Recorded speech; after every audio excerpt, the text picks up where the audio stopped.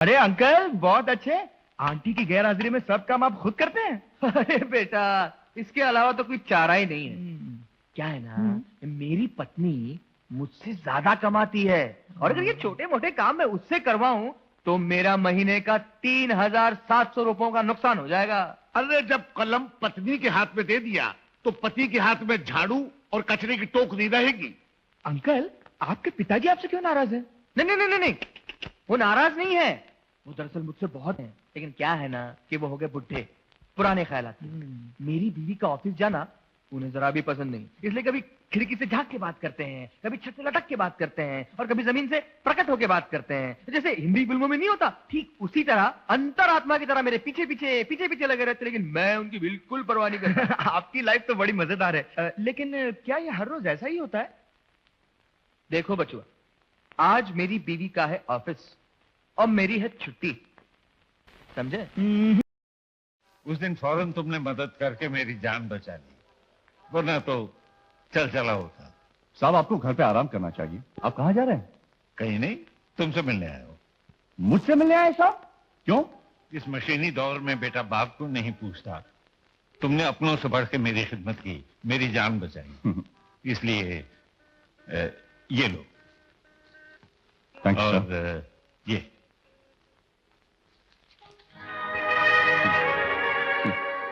नहीं साहब, ये सब तुम्हारे लिए है बेटा। तुम्हारी मेहरबानी के बदले एक छोटा सा नजराना। अगर इसके अलावा कुछ और चाहिए तो वो भी मांग लेना। साहब ये फूल ही काफी हैं।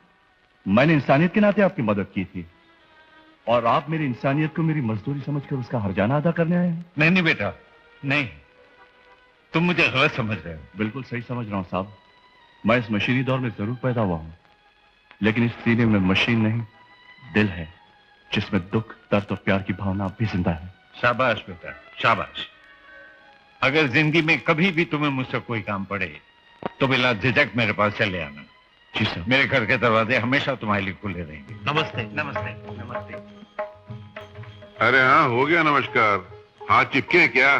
हाथ खोलिए, मतलब की बात मुंह से बोलिए। क्या है? देखिए, करीब में जो कृष्ण भगवान का मंदिर है, मैं उसका धर्म करता हूँ। क्या करता हूँ? धर्म करता। हाँ, सेक्रेटरी हैं आप? जी हाँ। मंदिर छोटा है और दर्शन के लिए रोजाना बहुत से लोग आते हैं, इसलिए हमने सोचा मंदिर को बड़ा बना दिया जाए, ताकि श्रद्धा लेकर आने वाले लोगों के लिए तकलीफ ना हो। और अगले शुक्रवार को गोकुल अष्टमी का त्योहार भी है, इसलिए आपसे जो बन पड़े चंदा दे दीजिए। भगवान का काम है। त्योहार? जी।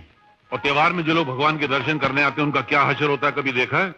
बच्चों समेत दिन भर धक्के खाते हुए, कड़क धूप में जलते हुए, फव्वारे की तरह पसीना बहाकर उसमें नहाते हुए जब लोग भगवान के दर्शन करने अंदर पहुंचते हैं तो पता चलता है कि पीछे से अंदर आने का एक दरवाजा और भी है। पूछो ये क्या है, तो कहते हैं शॉर्टकट। एक आदमी का 3 रुपया दो और पीछे के दरवाजे से अंदर आ जाओ। मतलब भगवान के घर में भी जाने के लिए पीछे के दरवाजे से अंदर जाना पड़ता है। क्यों, सिनेमा हॉल है क्या? ब्लैक में टिकट खरीद के अंदर जाना चाहिए। भगवान तो आराम से बंसरी बजाते हुए अंदर खड़े रहते हैं, और ये धर्मकर्ता के आदमी पब्लिक का बैंड बजाकर उनसे पैसे निचोड़ लेते हैं। आपने से नहीं होने वाला। एक काम करो, भगवान की मूर्ति को उठाकर किसी बरगद के पेड़ के नीचे रख दो, मैं वहां जाकर उनको दर्शन कर लूंगा। कोई जरूरत नहीं मंदिर बनाने की। चलो भागा। तमीज से बात करो। तुम इतनी बदतमीजी तो मुझे तमीज सिखाने वाले कौन बदतमीज हो? अरे इसको छोड़ो, जानते हो ये कौन है? कौन है? इस एरिया के एमएलए साहब हैं। एमएलए? अरे रे, माफ का नाम, मैंने आपको पहचाना नहीं। क्या है, बहुत दिनों बाद आपके दर्शन हुए ना, इसलिए आपकी शक्ल याद नहीं रही। कभी कभी भूले भटके इधर आ जाया करें तो शक्ल याद भी रहेगी। क्या है कि ईद का चांद तो फिर भी साल में एक मर्तबा नजर आ जाता है, ये तो इलेक्शन का चांद है, 5 साल में एक मर्तबा नजर आता है। पिछली बार जब ये यहाँ आए थे तो खद्दर का कुर्ता, खद्दर की धोती, दिन में 3 मर्तबा इधर आते थे। अब ये 3 साल बाद लौटे हैं तो सिल्क का कुर्ता, सिल्क की धोती, गले में सोने का चेन। पहले ये प्लाईवुड की तरह पतले थे, अब ये स्टील के कबाड़ की तरह मोटे हो गए। मंदिर बनाने की क्या जरूरत है, ये तो खुद मंदिर के साइज के हो गए। इनको ले जाकर खड़ा कर दो ना उधर। ए मिस्टर, मुंह संभाल कर बात करो।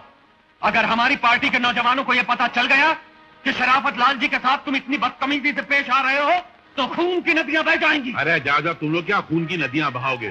3 साल हो गए म्यूनसिपालिटी के नल में पानी तो बहा नहीं सके, खून की नदियां क्या खाक बहाओगे? ये बात है, अभी बताते हैं। अरे तुम लोग क्या बताते? पिताजी को पुलिस पकड़ कर ले गई। क्या पुलिस पकड़ के ले गई? हाँ माँ, अपने इलाके के एमएलए साहब आए थे, पिताजी ने न जाने उन्हें क्या उटपटांग कह दिया, पुलिस और उन्हें पकड़ कर ले गई। नहीं नहीं नहीं नहीं नहीं नहीं नहीं नहीं, मैं नहीं छोड़ूंगा। मैं कोर्ट जाऊंगा और अगर वहां सुनवाई नहीं होगी तो हाई कोर्ट जाऊंगा।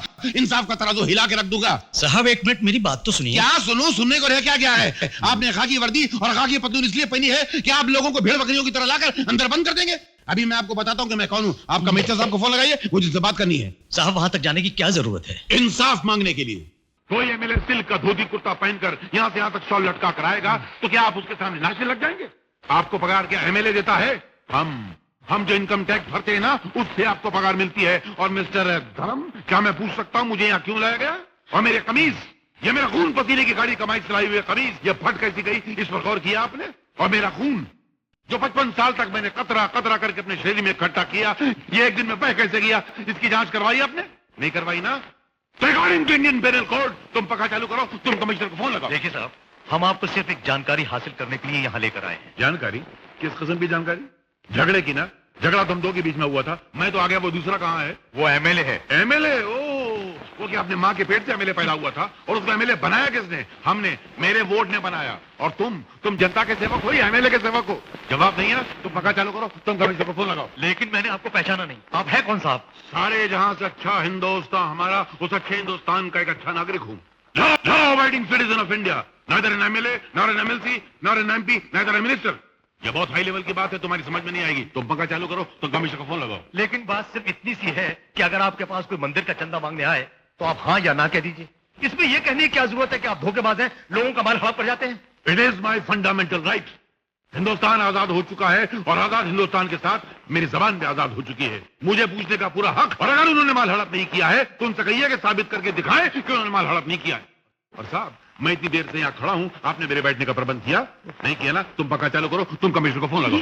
ये सब क्या हुआ? अरे इन्होंने किसको बख्शा है जो मुझे छोड़ेंगे? आजादी से पहले बड़े बड़े नेताओं को अंदर करते रहे, आज मुझे अंदर कर रहे हैं। आज जुल्म और इंसाफ की जंग।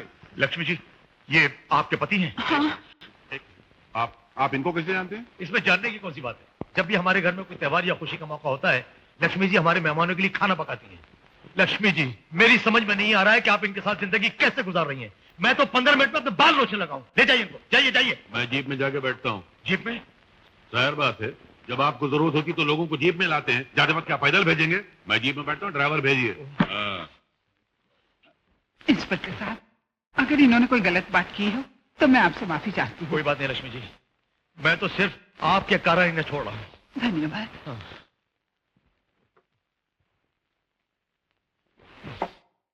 हवलदार, कमिश्नर साहब का फोन आया तो बोल देना मैं यहाँ नहीं हूँ। और तुम पंखा चालू करो।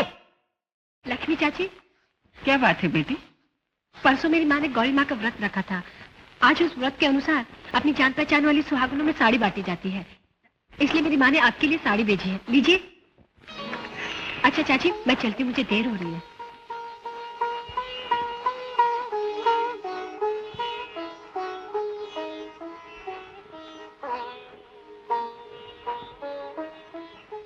दुर्गा, हाँ माँ? तूने 1000 बार मुझसे पूछा कि तेरे पिताजी जैसे निकम्मे आदमी का क्या फायदा। देख, आज उन्हीं के कारण कम से कम मुझे सुहागन तो समझा गया। मेरे स्पर्श को शुभ समझकर ये साड़ी मुझे तोहफे में दी गई।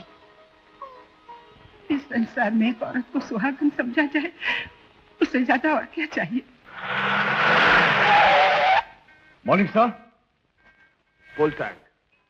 इसका हवा पानी भी चेक करो क्या साहब? हट, पेट्रोल डाल। तू इधर आके बैठ, जल्दी पेट्रोल डाल। भरता साहब, अपन का गड़बड़ होता है। हट साहब, 260 40 पैसे। अबे ढक्कन के, बॉम्बे में नवा है क्या? अपुन से माल मांगता है।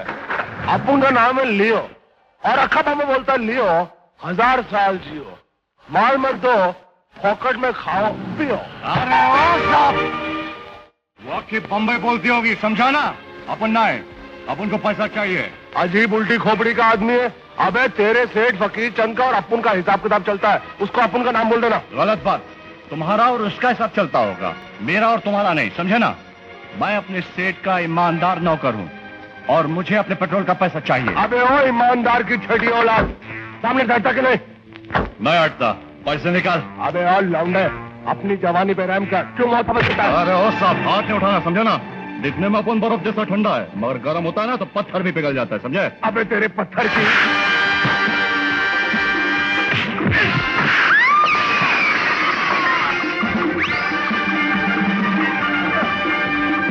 260 रुपए और 40 पैसे समझे?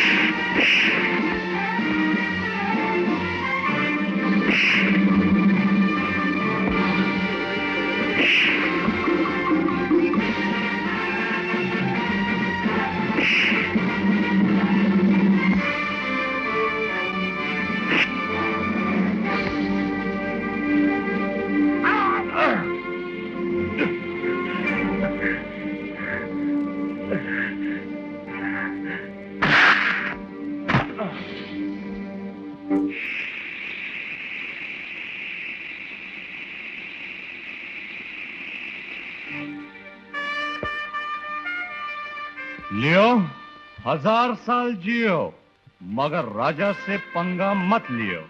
पैसे निकाल। हाँ।